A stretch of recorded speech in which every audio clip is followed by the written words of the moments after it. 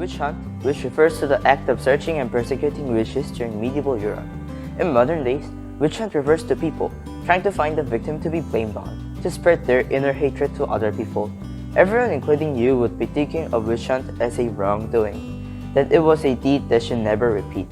But have you never thought about what you do or see in the social medias, the comments of hatred, are basically repeating the witch hunt? I'm out here to let all of you know that the hate speeches in social media, just like newspeak languages in 1984, enhance everyone to believe everything without their critical thinking skills.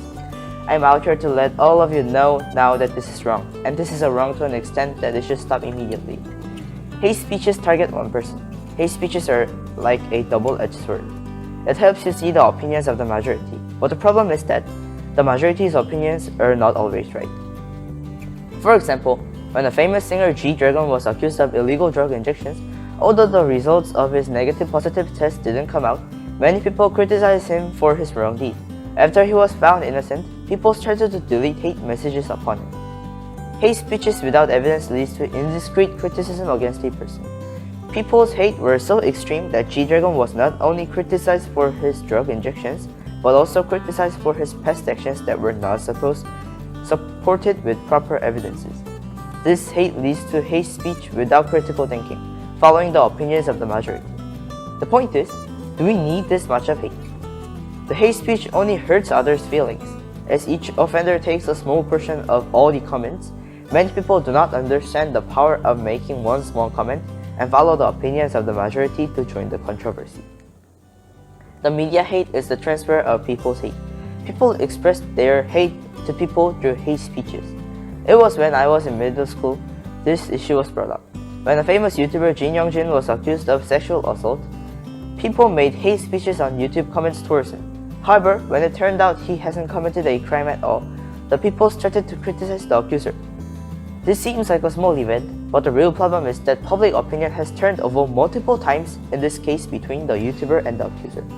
And the same people wrote hate speeches to both sides as the public opinion shifted.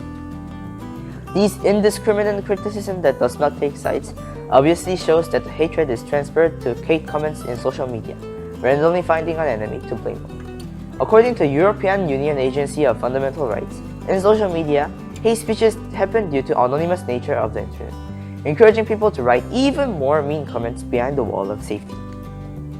As a result, the hate speeches have become a never-ending cycle. Some may disagree to the point that the hate speech forbids one's critical thinking. This is a valid point, as criticism is necessary to identify the wrong deeds of a person. In a world of democracy, and according to the freedom of speech, people have the freedom to share their opinions. But the idea of freedom can only happen upon the condition where no one's rights are violated. The hate speeches in social media are not only criticism, but also ad hominems too. In a world where the stress accumulated within each individual is expressed as hatred towards others, we can predict that excessive criticism will never stop. Our humanity stands in front of the judgment seat. It is our choice to lead ourselves to self-destruction from our own hatred or to regain the meaning of true society. Hate speeches of any kind should stop now. It's your turn to change the world. Stop any negative comments towards other people. Think as you type anything on the internet. Try to make comments out of proved evidences, and remember that criticism does not come from feelings. We have seen enough hate in our world. We have seen the consequences of hate in our world. We have seen this from our history. Because these hates are never logical, only including personal feelings to hurt others, we are gaslighting through the opinions of the majority, following and believing anything just because they hearsay.